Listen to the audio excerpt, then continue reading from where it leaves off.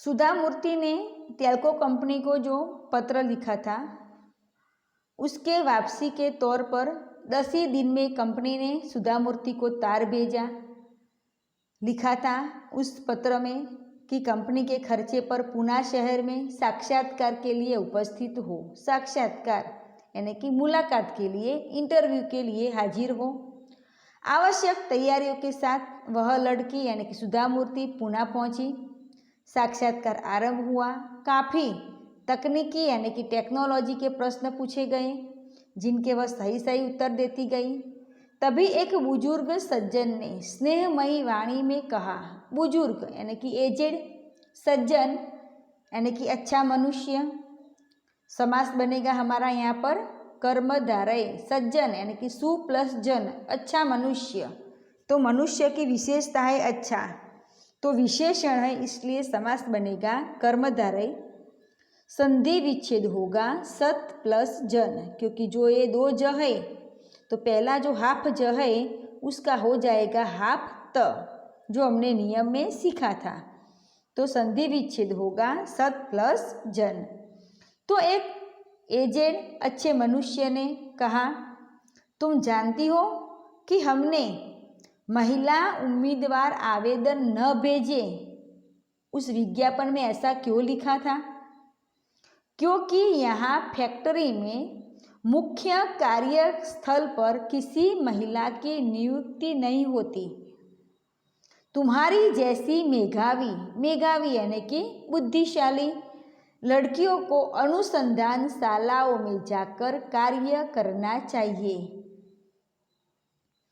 लेकिन हमें कहीं से तो शुरुआत करनी होगी, सुधा मूर्ति ने कहा, नहीं तो कभी भी कोई महिला आपकी फैक्ट्री में कार्य नहीं कर पाएगी।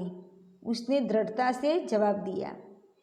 एक लंबी मुलाकात के बाद, साक्षात्कार के बाद अंत में उस वृद्ध सज्जन ने मुस्कुराते हुए कहा, ठीक है, यह शुरुआत तुमसे ही की जाती है, बधाई हो।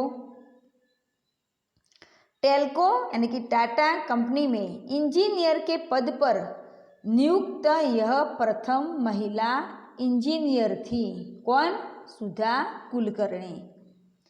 सुधा कुलकर्णी का विवाह टेल्को में ही कार्य करने वाले श्री नारायण मूर्ति के साथ हुआ।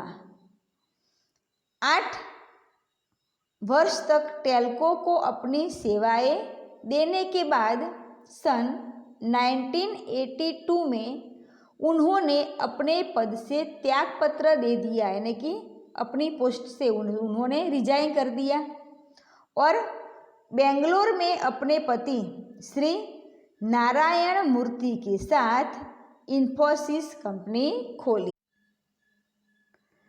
सुधा मूर्ति और उसके पति श्री नारायण मूर्ति दोनों की मेहनत और लगन से इन्फोसिस ने दिन दूनी रात चौगुनी उन्नति की।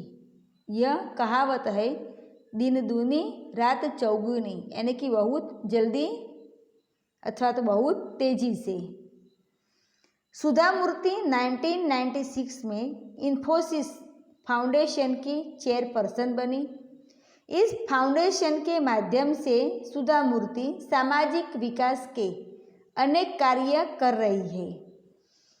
उन्होंने कर्नाटक राज्य के सभी सरकारी स्कूलों में एक एक कंप्यूटर और लाइब्रेरी की योजना बनाई और उसे कार्य रूप दिया और इस तरह से वह अपने इस फाउंडेशन के माध्यम से यहाँ से जो उसकी कमाई होती है उससे वह इस तरह से पढ़ाई के लिए सबको मदद कर रही है। सुधा मूर्ति ने स्वयं को अब पूर्ण रूप से समाज सुधार के लिए समर्पित कर दिया है। बेल्लारी, बीजापुर, हुबली आदि के अस्पतालों को उच्च तकनीकी चिकित्सा उपकरण उपलब्ध करवाए, यानी कि जो नई टेक्नोलॉजी वाले हॉस्पिटल में जो साधन होते हैं नई टेक्नोलॉजी वाले, वे उसने अस्पताल में दिए। कांची में कैंसर अस्पताल, औरंगाबाद, बेल्लारी, गुलबर्ग, पट्टुमंडाई, बेंगलोर आदि में चिकित्सा सहायता तथा उस्मानाबाद जिला उड़ीसा के कालाहांडी और आंध्र प्रदेश के सूखा पीड़ित यानी कि जहाँ पर अकाल होता है, बारिश नहीं होती है, ऐसे क्षेत्र में राहत कार्य करवाए जिससे लोगों को अपनी रोजी रोटी मिल सके। उनके अथक प्रयास से कर्नाटक के अथक यानी कि थके बिना, यह हमारा समास बनेगा अव्ययी भाव, क्योंकि यह पहले जो पहला अक्षर है वह अ है, अव्यय है, तो समास बनेगा अव्ययी भाव। अथक यानी कि थके बिना प्रयत्न किया और कर्नाटक के 800 से अधिक गांवों में कंप्यूटर शिक्षा पर 1 करोड़ रुपया लगाया गया और 3000 से अधिक पुस्तकालय खोले गए। तो इस तरह से उसने कंप्यूटर शिक्षा के लिए 1 करोड़ रुपया का दान किया और 3000 से भी ज़्यादा पुस्तकालय यानी कि लाइब्रेरी खोली गई। पुस्तकालय संधि बनेगी, यहाँ पर संधि विच्छेद होगा, पुस्तक प्लस आलय। सुधा मूर्ति ने गरीब बच्चों को सहायता दी, स्कूलों की इमारतों का निर्माण करवाया, अधिकतम अंक लाने वाले बच्चों को छात्रवृत्ति दी और गांवों में लगभग 300 कंप्यूटर वितरित किए। तो इस तरह से सुधा मूर्ति समाज कार्य कर रही है। 13 पुस्तकों की लेखिका यानी कि सुधा मूर्ति साथ साथ में लेखिका भी है। उन्होंने 13 पुस्तक लिखे हैं। तो 13 पुस्तकों की लेखिका सुधा मूर्ति को उनके कार्यों के लिए अनेक पुरस्कार दिए गए, जिनमें से प्रमुख पुरस्कार है कर्नाटक राज्योत्सव पुरस्कार, राज्योत्सव संधि विच्छेद होगा, राज्य प्लस उत्सव। स्टूडेंट्स, यह क्वेश्चन आपको लॉन्ग आंसर क्वेश्चन में आएगा कि सुधा मूर्ति को कौन कौन से पुरस्कार दिए गए। तो कर्नाटक राज्योत्सव पुरस्कार, ओजस्विनी पुरस्कार, मिलेनियम महिला शिरोमणि पुरस्कार, women of the year 2002 FM radio द्वारा राजलक्ष्मी पुरस्कार आदि पुरस्कार उनको मिले हैं।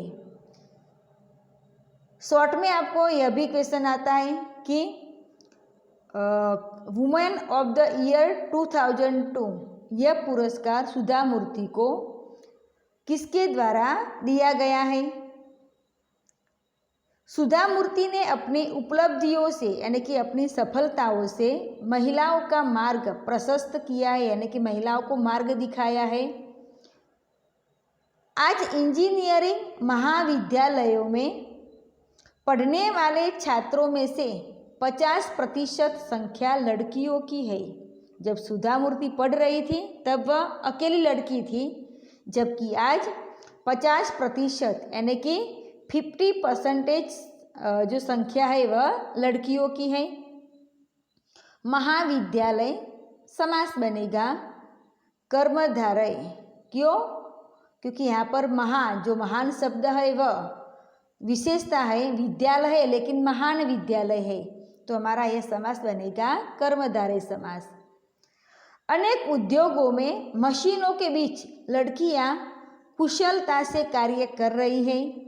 जिस मार्ग पर चलकर सुधा मूर्ति ने अपनी प्रतिभा यानी कि अपनी बुद्धि, लगन और परिश्रम यानी कि मेहनत से सफलता की ऊंचाइयों को छुआ, उस मार्ग पर नई पीढ़ी को आगे बढ़ता देखकर वे खुशी से फूली नहीं समाती। महिलाओं की सफलता पर वे कह उठती है।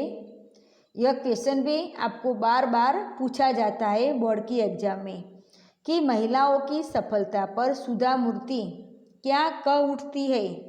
तो सुधा मूर्ति कह उठती है कि हमारा मार्ग कठिन अवश्य है किंतु चलना जरूरी है।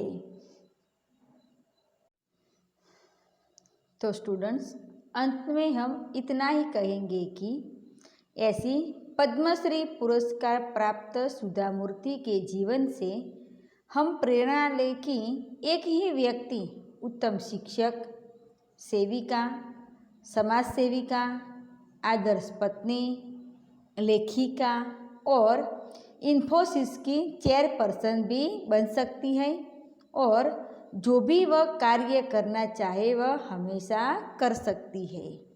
तो स्टूडेंट्स, यह लेसन एकदम इजी है, तो इसको अच्छी तरह से तैयार कर लेना। Okay, thank you, goodbye and take care.